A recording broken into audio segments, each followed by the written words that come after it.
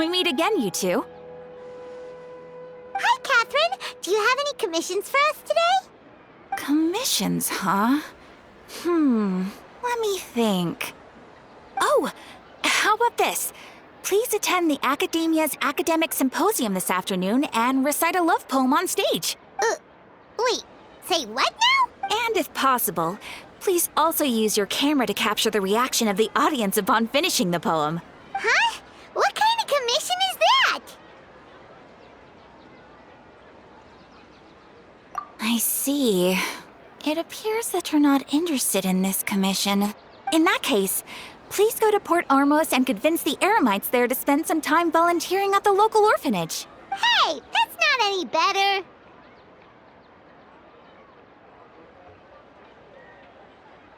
I'm sure the mercenaries will have some interesting reactions as well. Paimon's gotta ask, just who exactly has been submitting these commissions to the Adventurers Guild?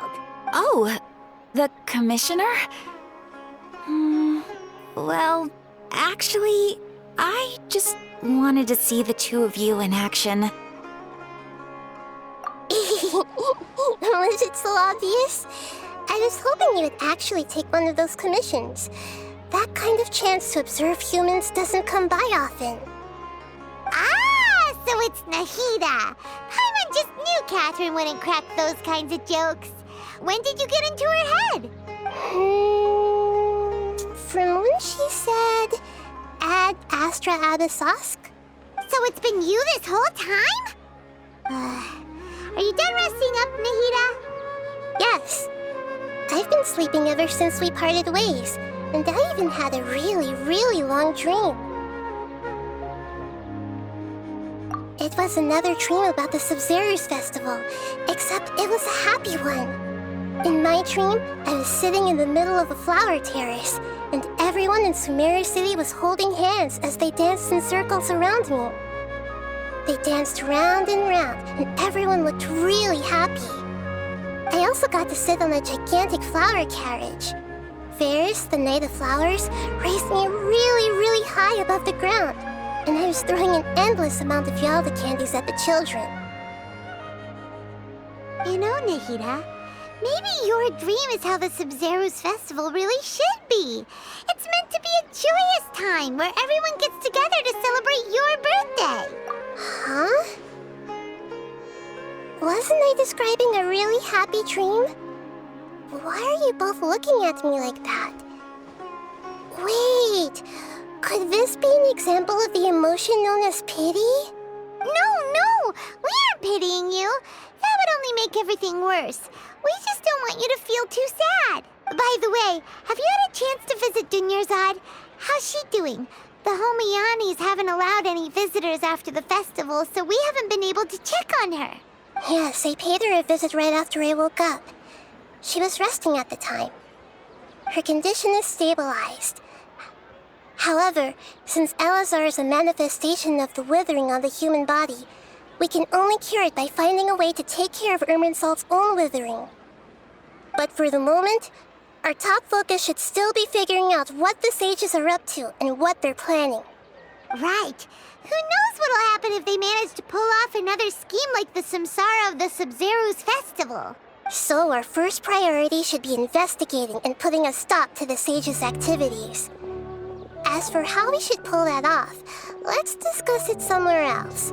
There are too many adventurers around here. Oh, good point. Sorry, adventurers. We're gonna be borrowing Catherine for a little while.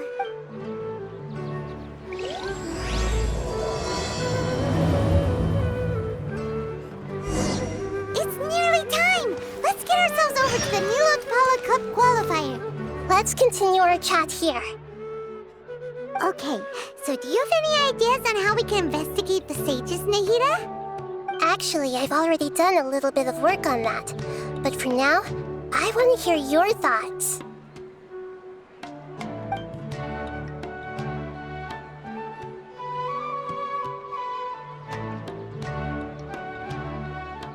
I've already tried that, but all the key members of the Academia, even the core of 30 guards, intentionally avoid wearing their Akasha terminals. It seems that from the very beginning, they've been guarding against info leaks from the Akasha. Of course, it could also be because they're wary of me.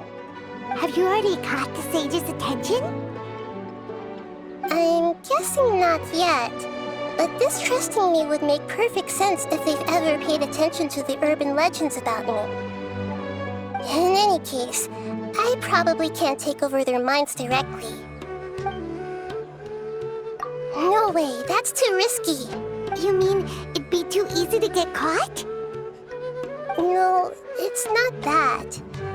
We shouldn't involve innocent students in this. A single mistake could completely ruin their lives. Doing that would be ignoring the safety of my people for my own selfish goals. How is that any different from what the sages are doing? That's a good point. Spoken like the god of Sumeru. We're in the dark as of now. Since we still don't know anything about their goals, any rash move could tip them off and lead to terrible consequences. After all, every person in Sumeru City is one of their hostages. Are we really out of ideas? Nahida, you're super smart, so you already have something in mind, right? Don't keep us in suspense. Spill the beans already. According to a popular theory from the Vahumana Darshan of the Academia, rejecting impractical motions at the beginning of a planning session will give more weight to the actual proposal.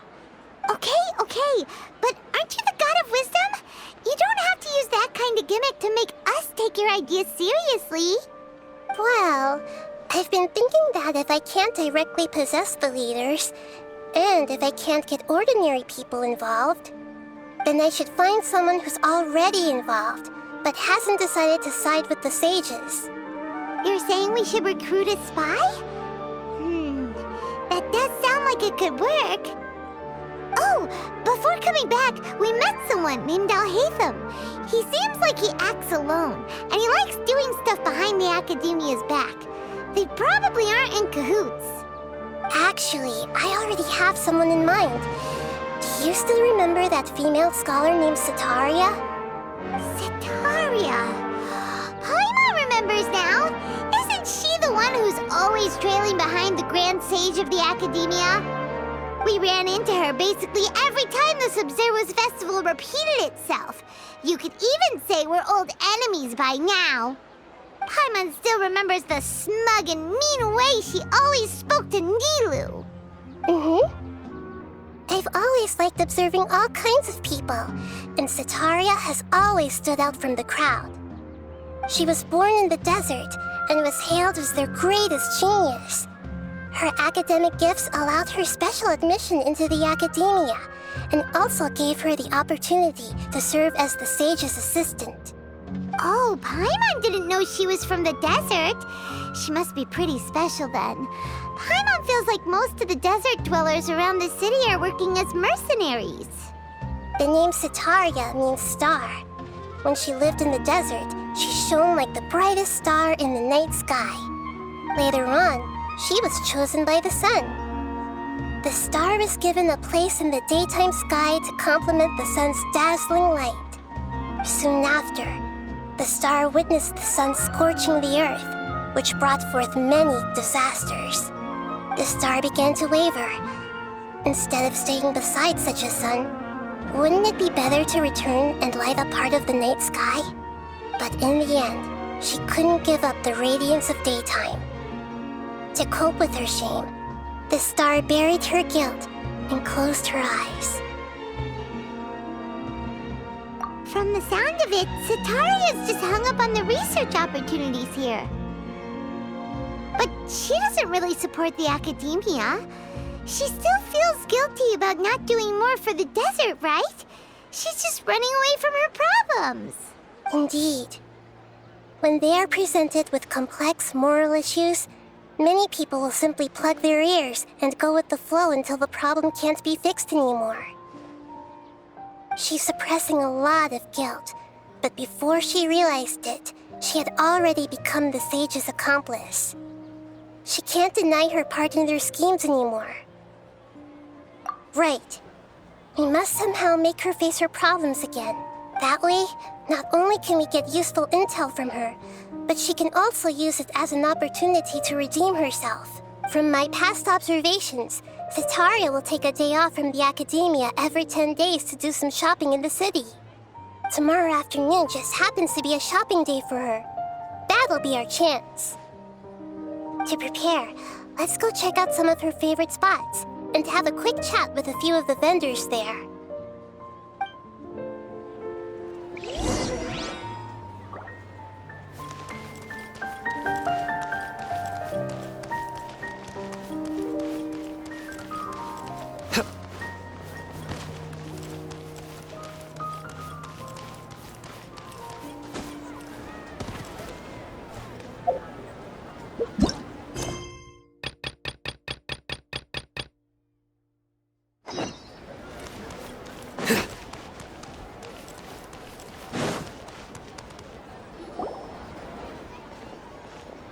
This should be Cetaria's favorite fortune-telling spot.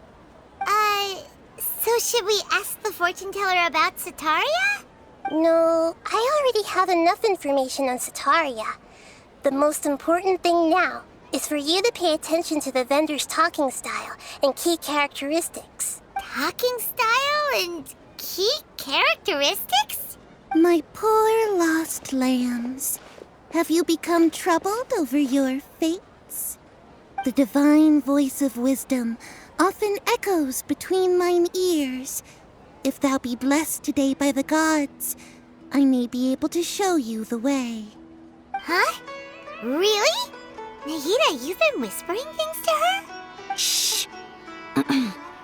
My friend here has some doubts regarding his future. Can we get a fortune reading for him? Of course, of course. In that case...